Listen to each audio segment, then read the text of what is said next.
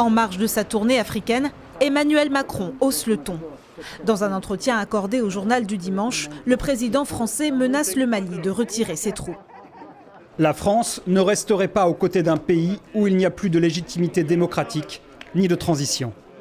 Et pour cause, les cautions civiles de la transition, Ban Dao, président de la transition, et Mokhtar Ouane, Premier ministre, ont été arrêtés il y a quelques jours.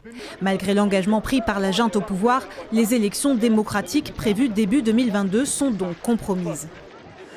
Coup de théâtre et deuxième coup de force en 9 mois, ce vendredi, le colonel Assimi Goïta, initiateur du putsch du 18 août 2020, a été nommé président de la transition et du Mali par la Cour constitutionnelle.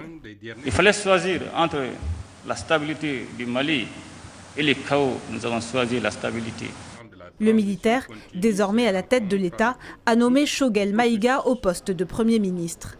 L'homme est issu du mouvement du 5 juin, le collectif à l'origine du soulèvement populaire menant à la chute de l'ex-président Ibrahim Boubacar Keïta.